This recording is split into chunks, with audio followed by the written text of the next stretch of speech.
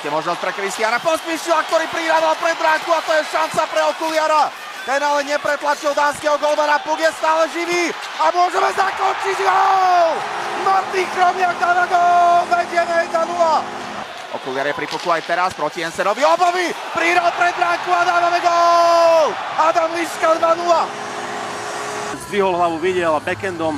Niečo podobné sme videli inak aj v zápase Kanady, kedy Sidney Crosby dával backendom z tohto istého rohu prihrávku a Oliver Okuliar sa nechcel nechať zahambiť a krásne to nachystal Adamovi Liškovi.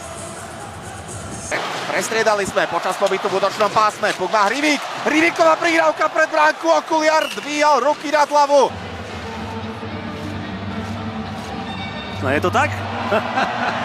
Strelili sme tretí gól. Kňažko. Martin Pospíšil. Ďalšia pokračujúca súra. Gólová dorážka. Sme naspäť v trojgólovom vedení. Ideálnej pozície z toho predkruhového nejakého miesta.